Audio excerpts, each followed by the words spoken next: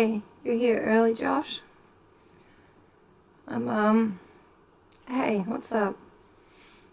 I'm really irritable today. I'm really pissed off. I hate this world, I hate my life, and I hate all of you. So that's happening.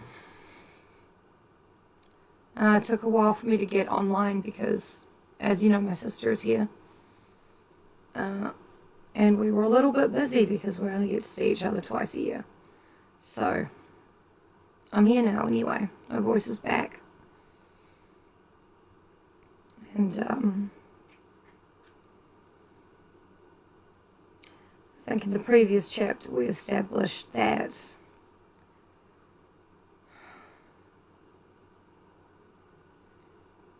Simon Fear is old now, and his daughters are teenagers. Julia is the plain one who is no one's favourite, and Hannah is the pretty one who is someone's favourite. And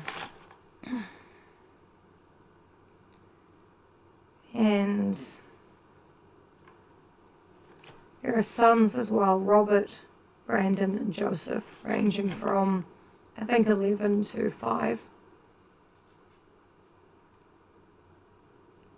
Oh, thanks. Thanks. No, I just, you know, it's just life. It is what it is.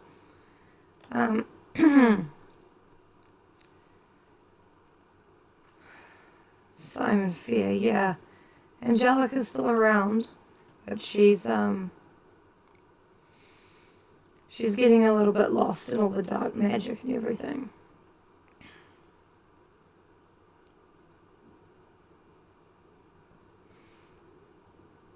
Yeah, I can't read tonight. I'm just looking at these words and I'm like, fuck, I can't read these. Hey, we tried. And Selma, glad to see you here. We tried. I'll read you something else instead.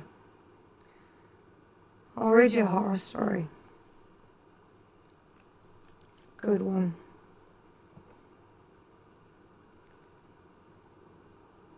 Give me a second.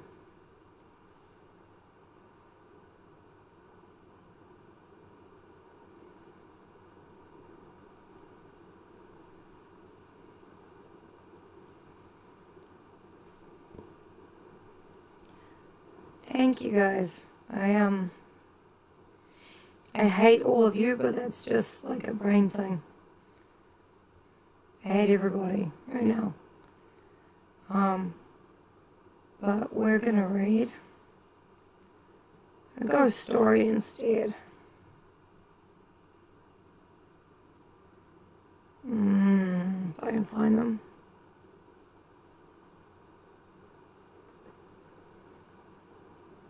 Free ebook. Here we go. I can't remember which stories I've already read to you, so if I pick one that I've already read, I don't know, just enjoy it, I guess.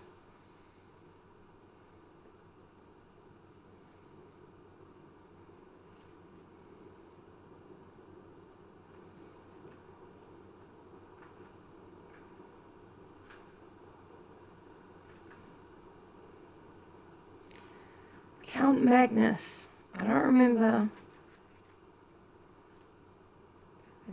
reading Count Magnus to you. Should read Mrs. Amworth though, shouldn't I? I'm going to read Mrs. Amworth.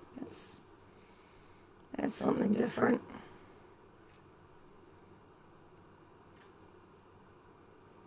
It'll be a different reading.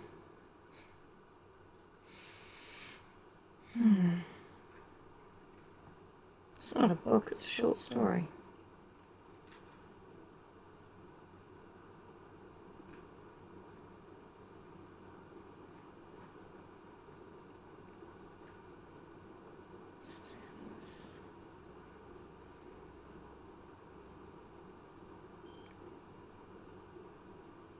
It is public domain.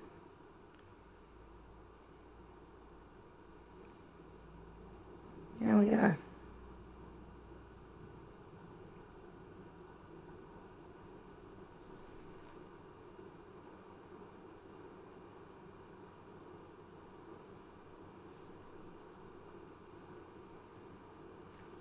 Mrs. Amworth.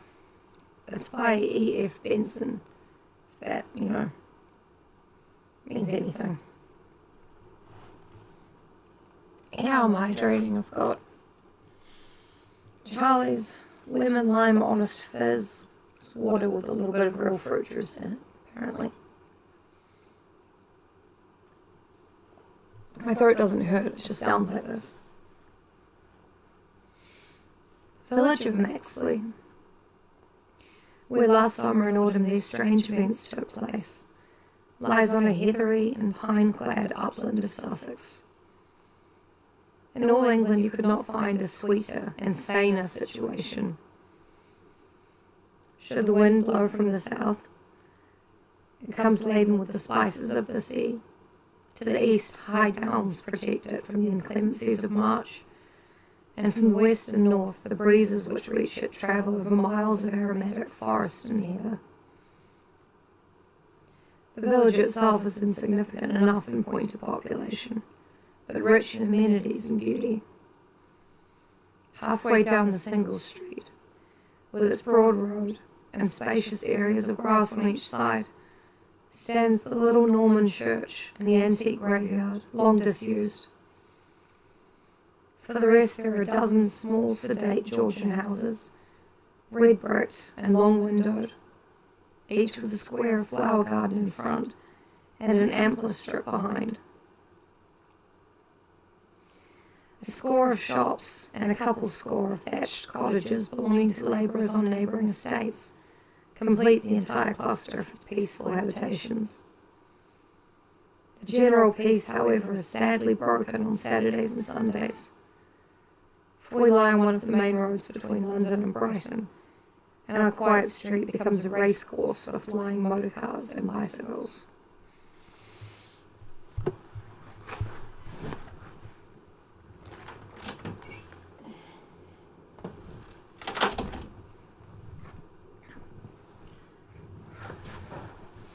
I'm mostly just trying to stay awake. It's my night on the couch, and it's,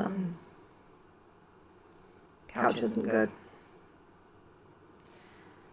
I noticed just outside the village begging them to go slowly only seems to encourage them to accelerate their speed, for the road lies open and straight, and there is really no reason why they should do otherwise. By way of protest, therefore, the ladies of Maxley cover their noses and mouths with their handkerchiefs as they see a motor car approaching, though as the street is asphalted they need not really take precautions against dust. But late on Sunday night the horde of scorchers is past, and we settle down again to 5 days of cheerful and leisurely seclusion. Railway strikes, which agitate the country so much, leave us undisturbed, because most of the inhabitants of Maxley never leave it at all.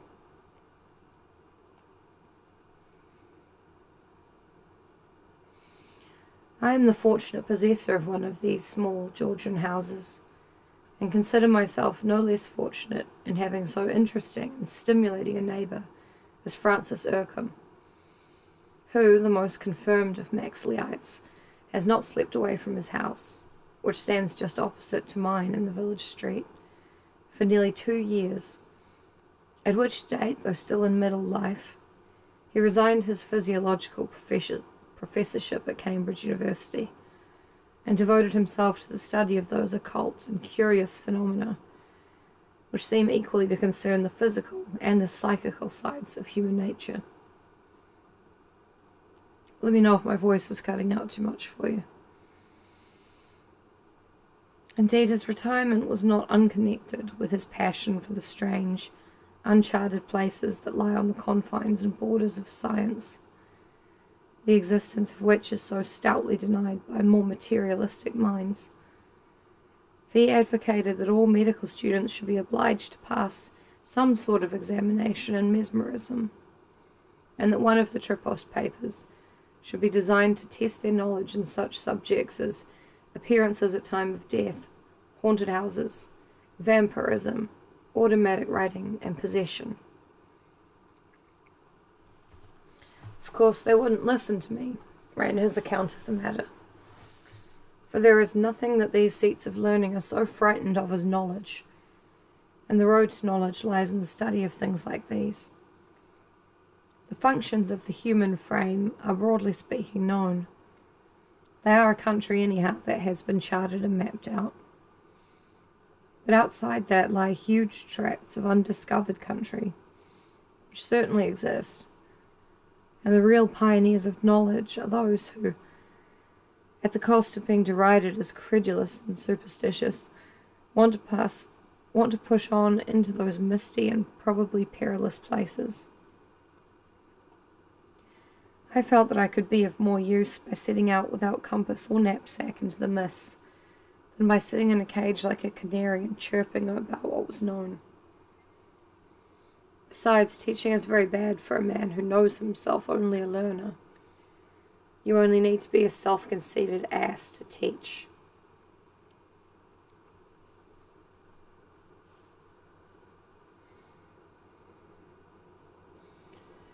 Here then in Francis Ercombe was a delightful neighbour to one who, like myself, has an uneasy and burning curiosity about what he called the misty and perilous places.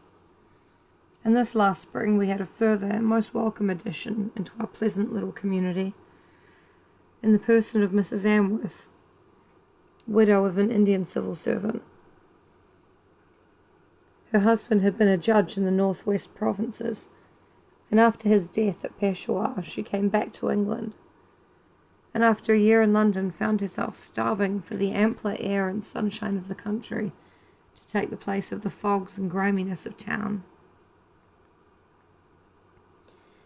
She had, too, a special reason for settling in Maxley, since her ancestors up till 100 years ago had long been native to the place, and in the old churchyard, now disused, are many gravestones bearing her maiden name of Chaston.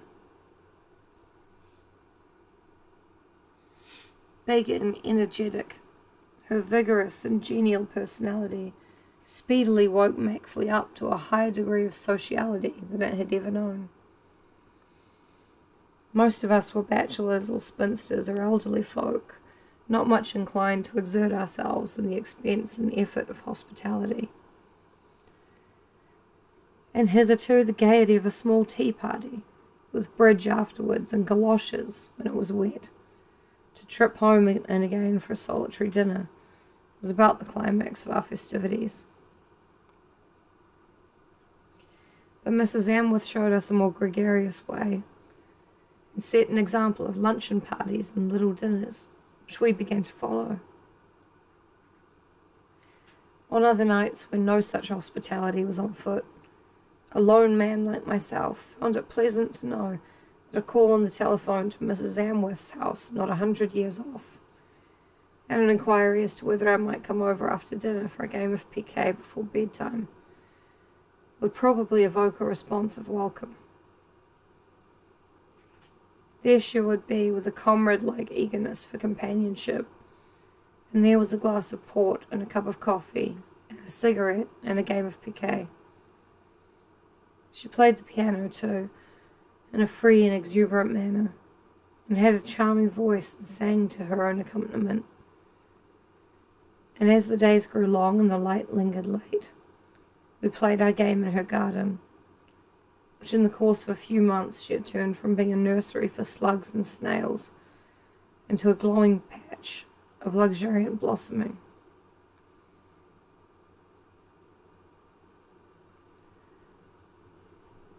I think my voice is giving out now, so I'll read the rest of Mrs. Amworth when I can. Thanks for being here, guys. Sorry I'm not feeling well, and I'll see you again tomorrow.